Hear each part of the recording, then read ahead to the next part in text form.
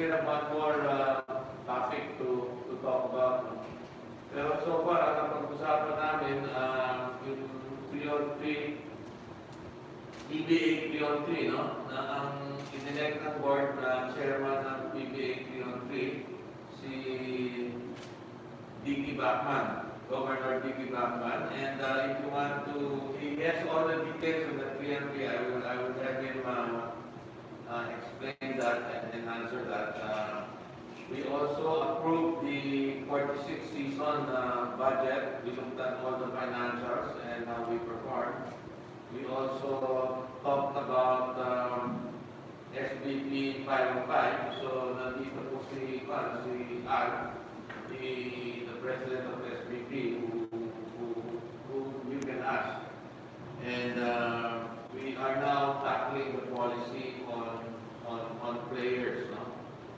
So TV5 also gave its presentation, Excite on marketing, and we're looking forward to a 10 months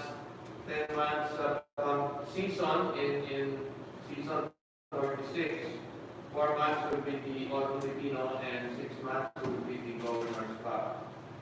So that's where we are po, and we're looking good in spite of all the challenges in 2019 and the pandemic in 2020 were our financials that really hit bad. If we do this right in 2021, this season 46, we will be able to recover our financial standing. If not equal to a little lower than what we experienced in 2019. So welcome and thank you for joining all of us. Thank you. Questions?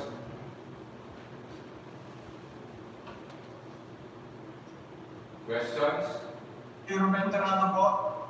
Na-mention niyo po yung two conferences po tayo sa 2021, and would it be a bubble or hindi? What we want is a non-bubble. If we go to a bubble, it's going to be very expensive for the PBA to do. We're working that we are able to do a semi-bubble. So the commissioner and myself went to see the IATF and the government. We spoke to them, and I think the commissioner may have an update today for you guys on whether we've gotten the approval or not. So at least it's now with the IATF. So we'd like a semi-bubble, meaning home and venue. Question? Chairman, two conferences po, tapos yung Governor's Cup po yung last at may import at po details po nun. Yes, that's correct. The second conference is going to be a 6-month double round robin conference. Yes, if we can bring in an import. And yes, if we can also invite a non-bearing games. No? So we'd like to make it exciting. So it is our hope that we are able to bring tens of basketball to the Philippines starting April 11. Chairman, may details na ba po yung sa import po ang height or isa lang or dalawa? Normally, ang Governor's Cup is 6'5". So we would stick with the 6'5". Isa. Ito, Chairman. Good afternoon po kay Governor Al. Sir? Yes, good afternoon. Sir, have you accepted the invitation already? For Gilas to join the... For Gilas joining as SB? Yeah, we actually talked about that. I think we're still crafting the plan for the training, no? As you know, there will be sort of 2 tournaments that we were planning for. The window that's supposed to happen, the FIBA Asia window is supposed to happen in March, this month, has been moved to June. No? And of course, we've been, lucky for us that we've been invited to have a spot at the OQT when New Zealand opted to skip the OQT. So when that happens, the window, I think roughly the FIBA Asia window should happen roughly the 2nd of June, we're finalizing the dates. But the OQT in Serbia is already dated June 28 to July 4. So the intention of the program is to start the build up quite early, even starting by this month. And start up training, and maybe might go out to internationally for some competition to sort of practice the team. So it might be difficult for us to really join the tournament, the PBA tournament. Having said that, I think there are two options we're looking at. Maybe possible if we can do both. One is we're thinking of having a pocket tournament maybe before the June window with maybe one country that's coming to the Philippines anyway to participate in that window, to ask them to come early, and maybe two PBA teams in a pocket tournament. Quick 2 or 3 day tournament. So that's one idea.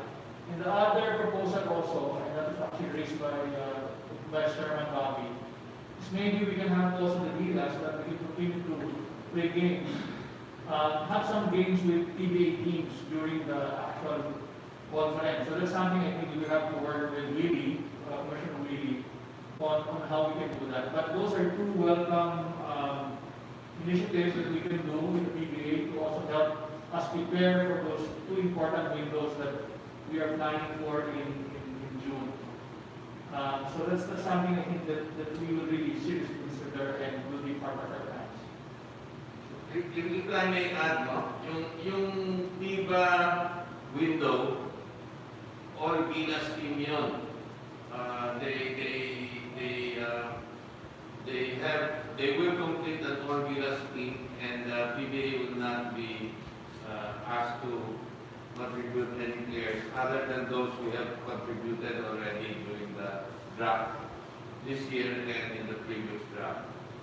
OQT, ganun din po. It will be an all Gilas team, and they are also looking at putting up an invitational team. I think you're thinking of bringing Japan. We're thinking of bringing Japan because they've sort of reached out to have some games, and if they're coming to the FIBA Asia, because they're participating in the other group that we're not in. They're coming to the Philippines anyway in June. We might ask them to come in maybe a week earlier so that we can participate in this pocket tournament that the chairman is talking about. And if that pushes through, they are inviting two PBA teams to join in. And the fourth is they're open to look at being guest team in the PBA to play a number of games that will not affect their training schedule. So we will have a lot of basketball this year, hopefully. Thank you, sir. Thank you. And just to clarify, Chairman and Mr. Padrillo, so there will be no regular PBA players playing for Gilas in the FIBA Asia Cup qualifying in the OQT? At this point, Pinito, yes, because if you take a look at it, if we really want to start training even as early as this month, and the PBA will start its conference, its season in April, and this will go all the way to July 4, which is the last day of the OQT. It will completely descale the calendar of the PBA, right? So I think we're trying to put up a plan, and that's being thought of now, of a entirely non-PBA team, using the 5 that we, as the chairman said, the 5 that we already drafted last year, and the 4 that we will draft this year, so that's 9. And if you put the name of Ange Duame there, potentially also Kai Soto, and some of the college players, which we're working on with the schools, so that we also get clearances from them. I think we can come up with 20, if not a list of 25 names that can enter the bubble as early as the end of the month to start the training. And the plan is to also maybe have some, as I said, international games, maybe a couple of games that we're trying to achieve outside as part of training, and come back really towards a period where closer to the June window to have those games with the PBA, either as those games as guests that we will calendar with the commercial league and the pocket tournament that we were referring to earlier.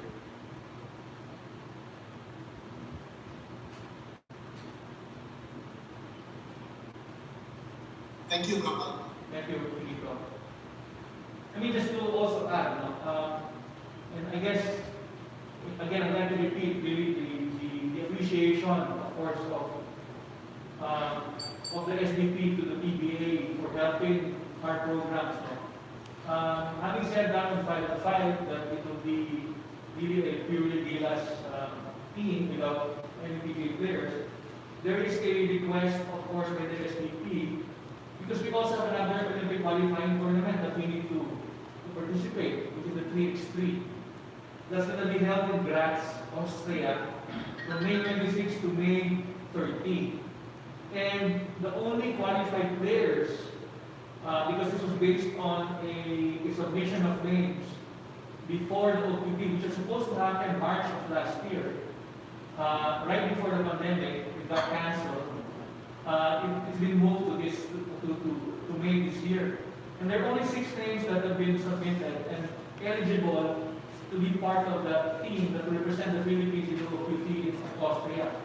And those are CJ Perez, Monto Tua, Jose Monson, Pasaol, Santillan, and Carl Dehesa. So if you look there, if you just the list of 6 names, 5 of those names after the draft will be all PBA players, right? So we really also need to work with the league for them to be able to participate, and they will be gone at least 2 weeks. For 15 days. 15 days to just be able to participate for the OQT. Plus the preparations needed, we have to borrow them from their respective teams for practice. So that's a big ask on the PBA, because we're really asking for 4 to 5 players that will be PBA players by the time that we're setting this training program. After Sunday, after the draft, and 5 of them are ready for PBA. About just to ask, moving forward, looking at the FIBA World Cup 2023, do we take it to mean that we will also have a non-PBA team to play for the Philippines in 2023? No. It's not that illegal. That is for particular tournaments, that will be our path. But at the same time, it will be the program that we started to develop the younger players, and at a certain point in the future, in preparation for the World Cup 2023, obviously, we'll have to consider a few PBA players to be part of the team. Thank you, Baba. Thank you, Benito. Questions? Hi, good afternoon, Mr. Ricky. Is there an update on Inverday Park? Have you talked to him or has he responded to you? And napag-usapan niyo po ba ng board yung para ma-avoid or yung policies as regards contract? The one you mentioned last Sunday. No, there's no update on Ray Ray. Has not gotten in touch with us. So, or me personally, has not gotten in touch with me as well. So, there's no update on that. Yes, we are looking at several policies. That does not talk only about Ray Ray. No? So it talks about the current situation. And we have put a study group together, which will be headed by the Vice Chairman Bobby, together with a a couple of lawyers, some of them I cannot mention because we have not actually invited them, and probably a former commissioner, to take a look at these various cases. So one is what is legal absence, number one. Number two, do I have a contract and I want to play somewhere else, and my contract expired. Number three, I don't have situations like I fresh from college, I don't want to be drafted, and I just want to play for the national team. These are all the issues facing us squarely, as the PBA has gotten more and more universal, and our since there are a lot of good talents here, the world is looking at them also, especially in Asia. So all this will have to be reviewed and addressed. If I may interject, Chairman, as you heard from Chairman Meeting, there's really a myriad of issues involved here. So it really requires deeper study so that we will be able to address different scenarios and really take a look at the big picture, because it will affect all the stakeholders of basketball. So we cannot rush into it. We have to do research, we have to study, review, and look at the different situations. So hopefully we can come up with policies over these issues, but you will have to indulge us because I think we will need time to really study this. Yeah, so other than the pandemic, this is an issue that takes us squarely in our faces, because these are live and real issues that I think the PBA is faced and challenged to take a look at. And of course, also the pandemic has brought about some financial concerns, not only of the league, but also the members of the league. So these we're trying to address all of this. So that's where we are. Thank you, sir. Sir Al, this is Camille Naredo po of ABS-CBN News. You mentioned Kai Soto earlier. What are the chances that he will be included in the group of 20 to 25 players who will start training at the end of the month? Thanks for the question. He is part of the list, so we just have to talk to him, reach out to him again, and we have not finalized our calendar yet, but once we do, we will have to share with him what the plan is, and depending on what he's doing, align that with ours. No? But as I said in the past, he's welcome to always join us, and he's really part of the pool. Actually, his name's there. You know, guys, one of the changes that's going to happen to the PBA is the PBA 3-on-3. You may want to may ask Vicky to say something about it. It's going to be exciting.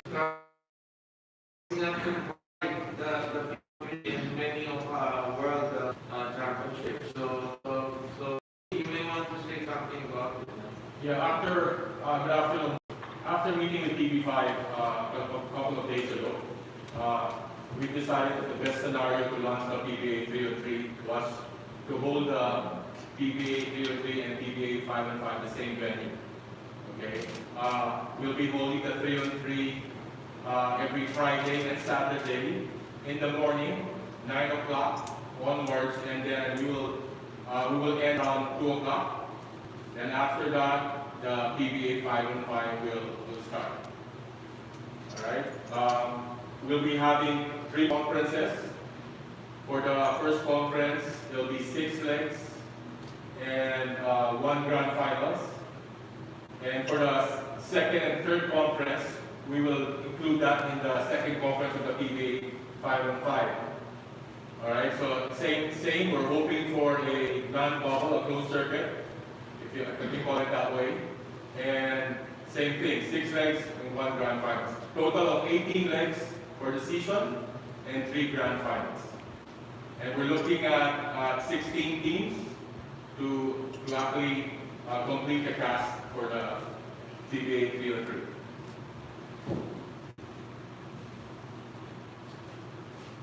May I ask Governor Dickey if our representative to the OQT for 3-on-3 will be playing as a team?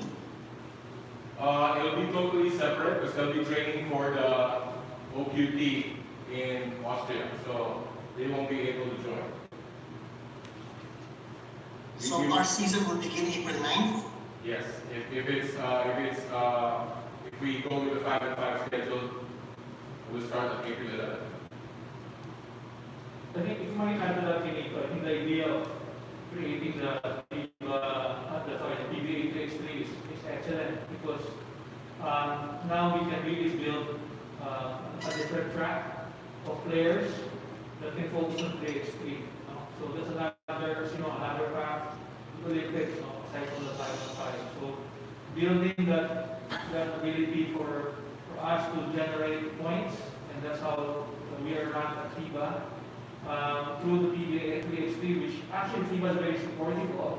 They've given a lot of support with Governor Dickey's efforts, and they want to make sure that we're successful there. So that's going to be good long term for the 3x3.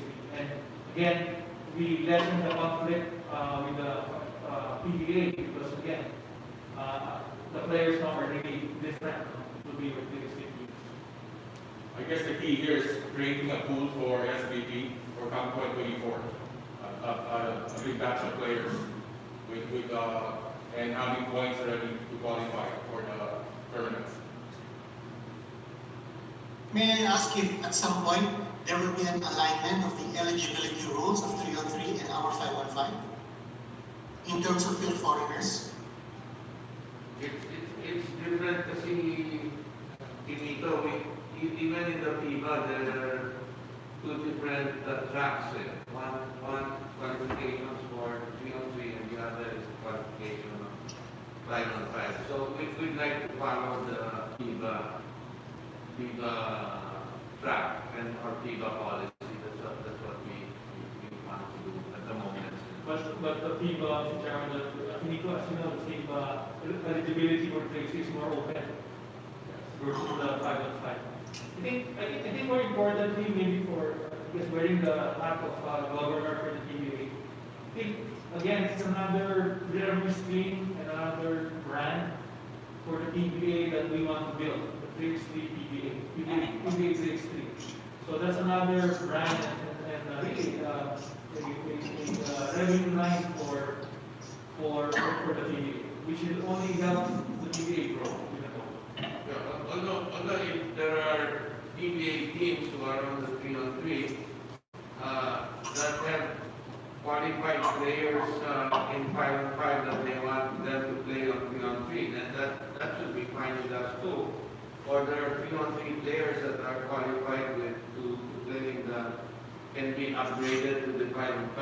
That's okay too. So we're a little bit more lax on the 3-on-3.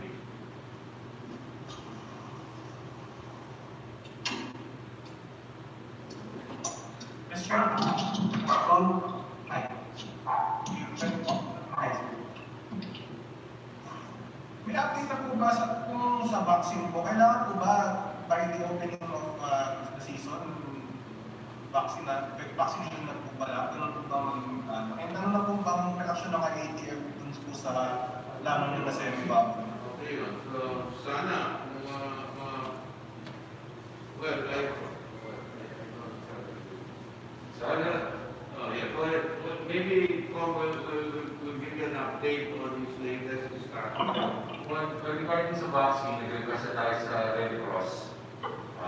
Nakasalistahan na tayo ng Red Cross kung papayarin tayo. Hindi pa natin alam kung kailan ibibigay sa atin. Pero naman yung ngayon, mahirap yung vaccine. Pangalawa, regarding sa request natin sa task force, nakausap ko yung government, kausap namin ng government kanina. na mukhang ngayon yung meeting ng IETF, baka itakil na yung request natin. Kasi nabigay tayo ng letter, natatandaan nyo, ito kami ni Chairman B.B. Vargas, kay Senator Bong at kay E.S. Del Reyna. Binigyan na namin, nasa task force na yung letter. Sinabihan ako kanina na mukha ngayon, isasala na yung request natin sa task force. Sana na i-update naman nila ako by tomorrow kung nakasala kasi nakapila na yung ating request na alam nila na ngayon itatakay ng ating request. May target na ba kung i-venue na, ganun na ba? Nasa naisip nyo na ba? Ruben, nag-uusap kami ngayon ng dalawang venues. Ang pinag-iisipan, tinitingnan pa namin kasama TV5 lahat kasi baka wala nang alisan sa venue na yun kung doon tayo. So, yun na, nag-negotiate pa kami ngayon. Ruben, kung paano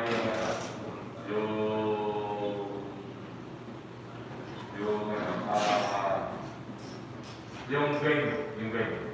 Pero posible ba com na Araneta or mas maliit na lang? Pwede. Pwede Araneta, pwede Cuneta, pwede. Nandili-request natin makalaro sa NCR. So sana pagbigyan tayo ng task force, pero nila-negotiate na namin yung mga venues. So tingnan natin. Pero request namin NCR. Kasi may hirapan talaga pag nasa labas tayo. I think we should let you know also that Mr. Manny B. Pangilinan, MVP, has expressed his willingness to donate 1,500 vaccines, or 3,000 doses for 1,500 members of the PBA players, and their dependents. I think this will be the brand of AstraZeneca. And for that, we are very thankful to MVP for really looking after the welfare of the players of all the teams and their dependents. So anytime that those vaccines arrive, this will be offered and given to the players and their dependents. So at this point, we'd like to thank, of course, Chairman B.B. Vargas, who made it possible, and of course, Governor Alban Lidio. On? Ruben. Si Jonas to. Jonas, sorry. Matanong lang dun sa TV. Kasi, apektado ba kayo dun sa yung shows ng PBA sa prime time? Apektado ba yung kontrata na dun? Prime time sa EBS. Kasi yung time slot mo sa PBA. May time slot pa rin natin. Sorry. ABS, CBN? Yung shows nila, nasa prime time na. Sorry. Basta ang pinag-usapan namin yung TV5, Wednesday, Friday, Sunday, ipapalabas tayo sa TV5, at papalabas tayo sa One Sports, sa PBA Rush. Kung may laro naman tayo ng Sabado, doon tayo ipapalabas sa One Sports at sa PBA Rush.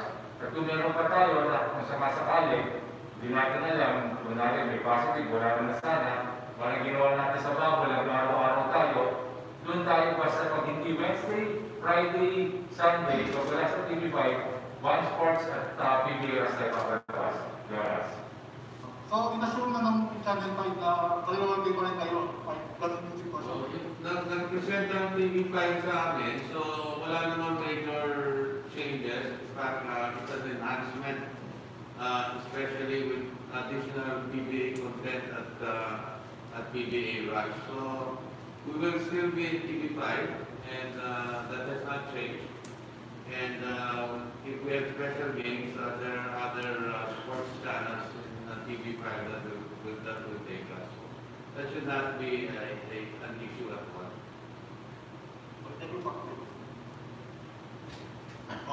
Si Ruben Pule, Okay. meron po bang chance na may fans o talagang sinasarado nyo na yung possibility na yun na pwedeng manood ng fans for this year? Hindi namin sinasara, pero as of now, nakikita naman niyo yung nangyayari sa pandemya ngayon. So hindi natin alam. Ang unang-una talaga sana makapagiging tayo makalaro itong April. Tapos siguro, kung malin natin, bukas second conference, may fans. So, kung may fans, mas mabuti sa atin. Kung walang fans, mas okay din sa atin. We do have a lot of challenges, di ba? One is starting April 1. April 11, sorry. Starting at April 11 is a goal that we want to achieve immediately. So we're working very hard to set that goal. The other thing is when you are already in the tournament, how do you keep it safe? How do you have sustainability in that process, no? So that you will learn from that, so that you can move forward to the Governor's Cup, which is a two-rounder, six. But then the other one is how do you vaccinate all our players and to assure them sana before the Governor's Cup, may vaccines na yung mga players natin and their dependents. That will make IATF permission easier. Yeah? So easier. So but let me tell you, they're working very hard with us, including the Senator who is working very hard with us to see to it that we get the approvals that we need.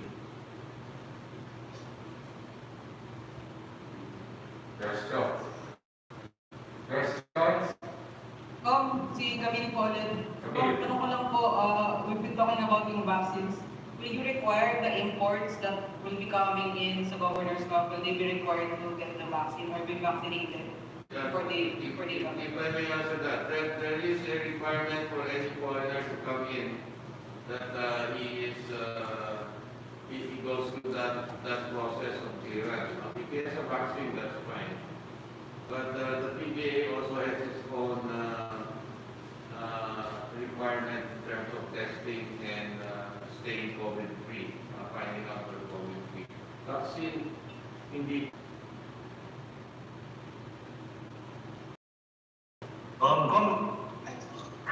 Good afternoon. Very good. Yes, na-tackle ba during the planning session, revisiting yung ruling ng Liga regarding sa mga appeal foreigner na players?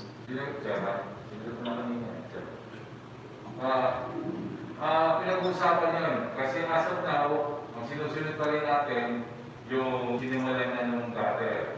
So pag-aaralan, katulad na sinabi ni Vice Chairman Bobby Rosales, pag-aaralan namin lahat ng mga polisiya o nung pwede, players para sa kakabuti ng liga, para sa lahat. So, Jerry, pinag-aaralan natin. And kung kasi yung initially mauunang magbubukas dapat yung 3x3, di ba?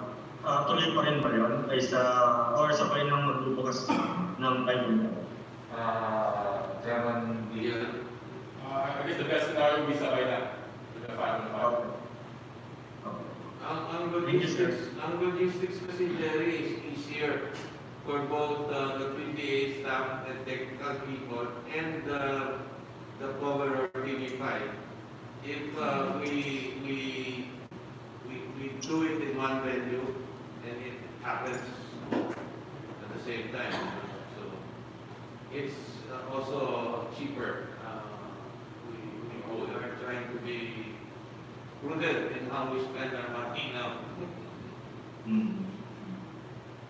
Thank you. Sir, Sir Al na lang. Sir Al, good afternoon. Any chances yung members ng Gila School or in the coaching staff to be vaccinated then? Yes, I think we'll follow. I mean, obviously, ideally, everybody gets vaccinated. So, especially if they're going to go also to Serbia. I guess the problem is when when can we get the vaccines? Yeah, ang problema dyan sa athletes, di ba? Yes, sir. Are they, we need to answer the question, are they part of the priority? And if they are, at what number are they in the priority? So that's also what we're trying to find out, whether their number can be higher or if there are private companies that can allow that have vaccines that can be allowed to vaccinate them. So that's another challenge. No? So would athletes be a priority? And if athletes is a priority, you have to think whether the pro league is a priority against versus the national athletes. National athletes as a priority versus those going to the Olympics.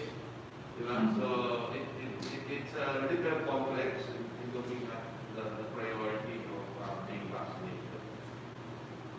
Thank you, sir. Appreciate it. Thank you, Jerry. Questions?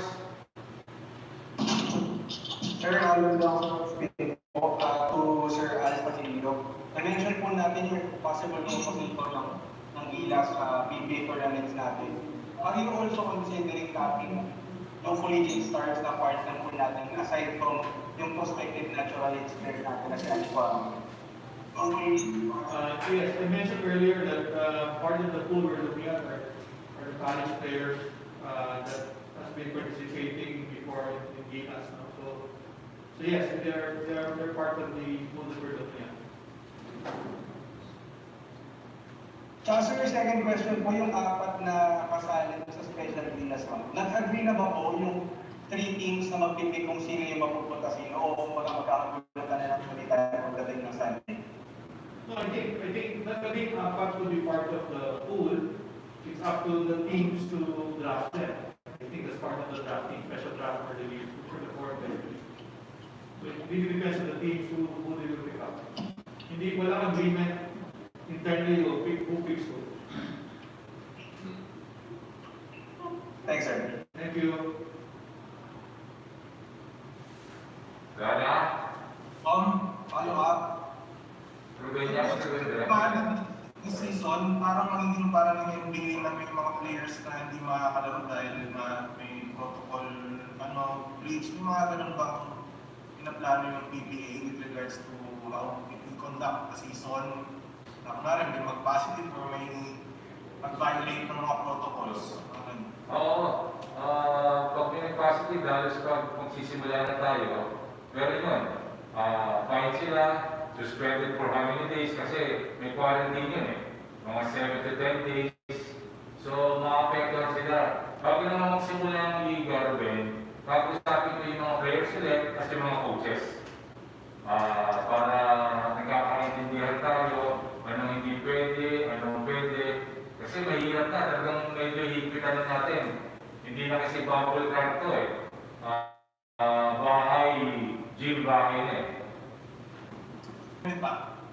sa magpa-positive. Pag nag-positive ka dahil sa game, may protocol kami. May gagawin yun. Itetest yun, ipa-quarantine yun, tapos titignan mo na yung contact tracing ng mga teammates. Madaming protocols yan, Ruben. Ang sinasabi ko, may gagawin kami mga regulasyon na bawal ka pumunta dito, o pag lumabag ka doon at nahuli ka ng liga, yun.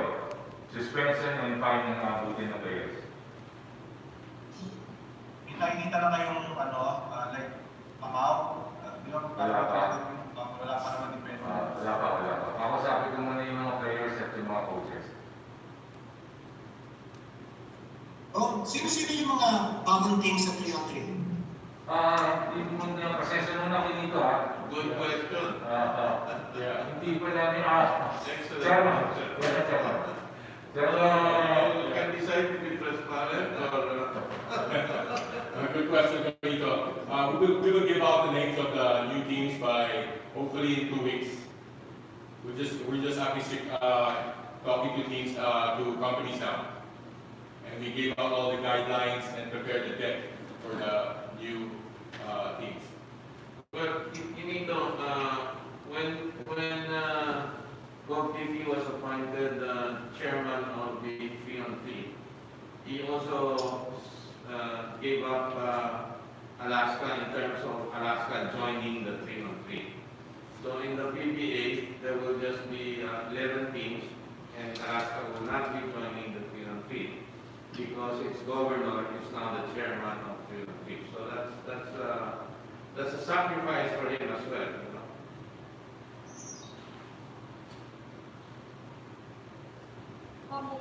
May I clarify lang po, hindi na po April 9 yung opening po ng season, yung anniversary ng PBA. Sa April 11 na po ba? And is that final or likely pa mag-move yung sketch ng... Sorry. Okay. Sorry, kasi yung April lang yun yung anniversary natin eh. Doon dapat natin gagawin. Pero napag-usapan namin yung television, so matagal na, nalilimutan ko kung nagkakasama-sama tayo. April 11 na. April 11 na target natin. Kung sa umaga ng April 11, magkakaroon ng 3-on-3. Tapos sa hapon yung 5-on-5 na natin. Oo, yun ang gusto natin. April falls under Sunday. Friday, Saturday pa lang. Yeah, Vito will be playing every Friday and Saturday. So walang 3 or 5. Yeah. Friday, Saturday, okay. Every week.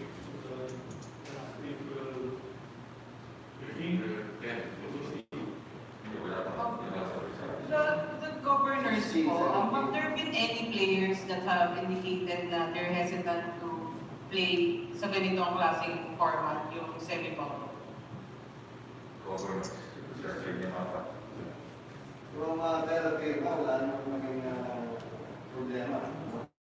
We're not aware of anybody refusing to play under these conditions. I think most of them welcome this because it's very difficult to be away from your family for 2-3 months in a bubble and then experience that.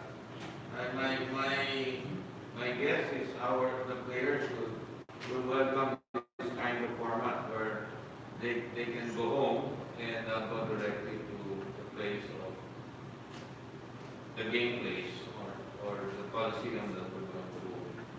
It's a positive. I don't know what you think. You're closer to the players. Do they welcome this? Karamihan, halos lahat.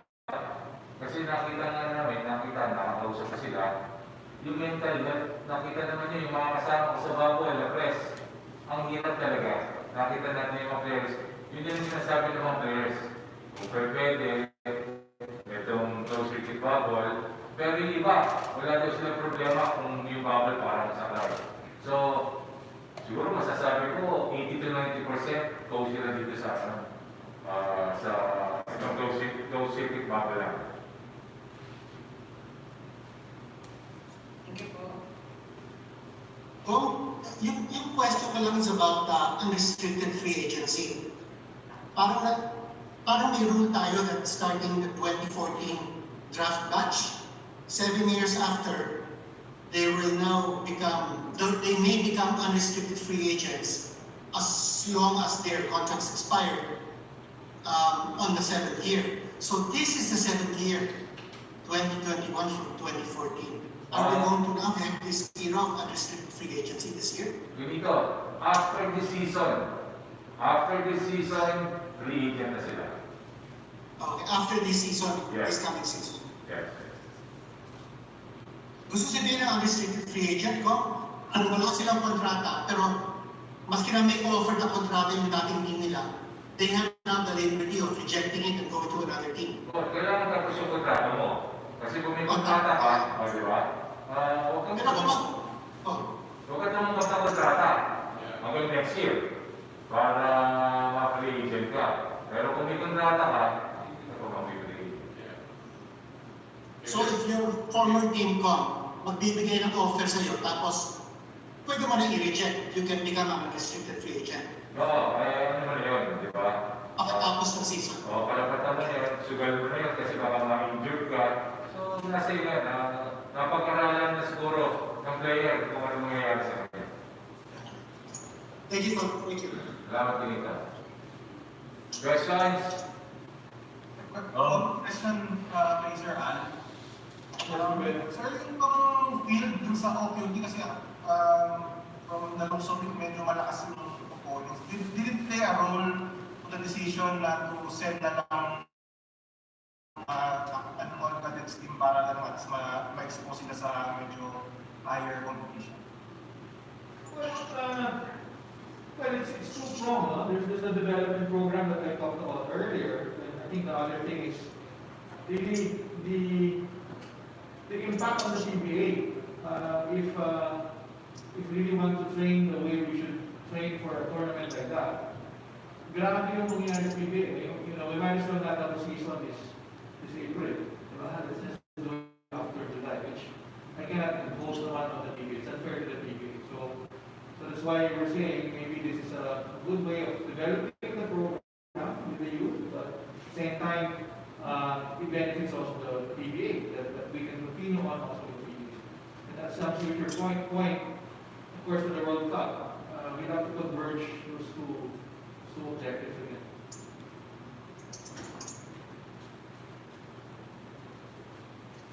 Questions? Jerry? Hi, Commissioner. Hi, Commissioner Ivan po from Sport Radio po. Question lang po, dun sa period na binibigay niyo po for the schedule ng Philippine Carabao Governors Cup, kasama niyo rin po ba doon or prepare din po yung liga in case ma-postpone yung mga ilang games due to COVID protocols? That's like similar sa NBA. Nag-adjust kami ng from first conference, yung gap namin to second, in 3 weeks. Pero nakausap natin yung mga governors, kung ma-adjust pa, i-adjust natin. Hanggang dapat, kung sisimula tayo ng May, matatapos tayo ng Feb. Kung sisimula tayo ng April, matatapos tayo ng July. Kung kailan i-adjust, ahaba pa natin yung season. Thank you po.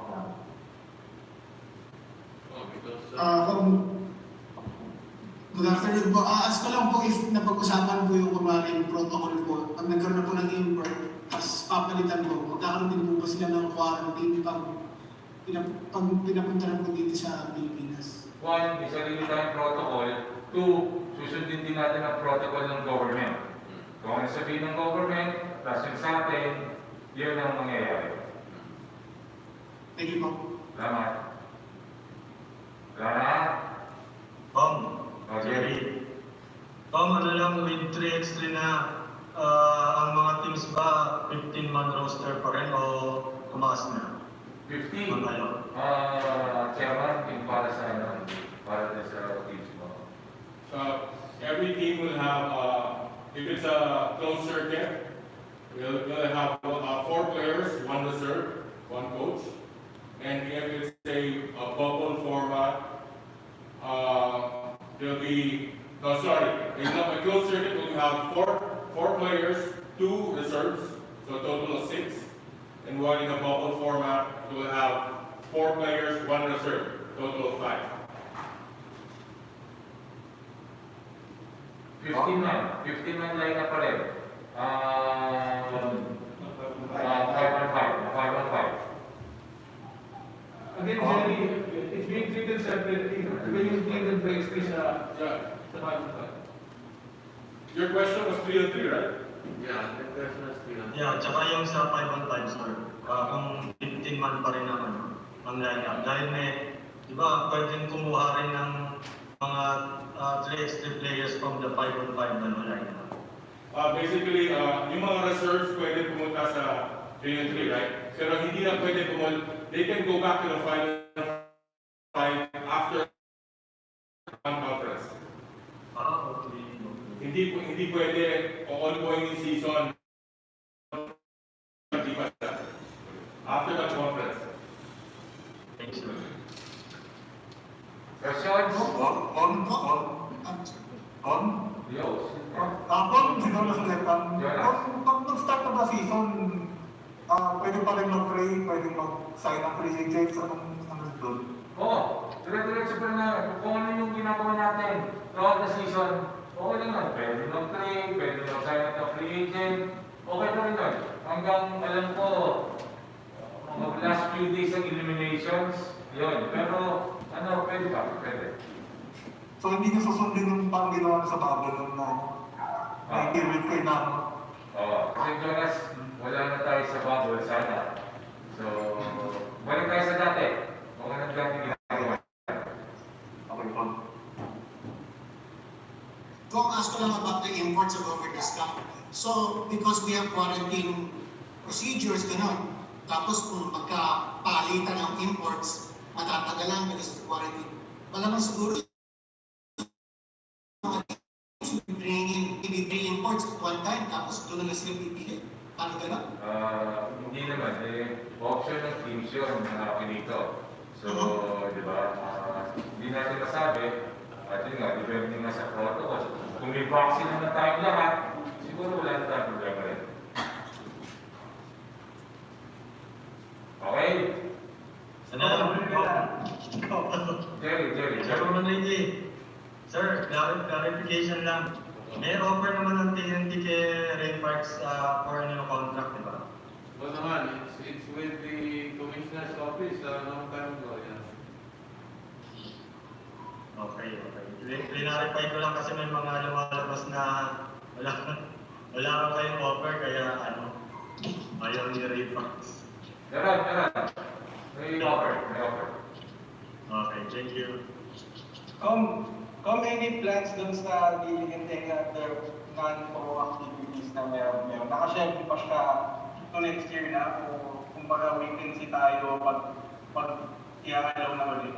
Ang alin, sorry, Landon, ang alin. Yung dealing tsaka yung ibang activities na PBA, like yung mga grassroots ninyo, waiting na lang kumbaga pag nag-normalize, nakaschedule pa siya for season 47 or kumbaga ultimately scrap na talaga siya for this year. Hindi, present namin sa board yun. So, present namin muna, ito muna yung gagawin natin close week. Tapos, kung dahil papayagan na tayo ng task force, kung may vaccine na tayo, baka pati batang PBA at D-League gawin natin. Thanks, Rob. Salamat. Okay na? Okay. Maraming salamat po sa inyo sa oras nyo na pinagbigyan nyo kami. Maraming salamat. Salamat. Salamat, thank you.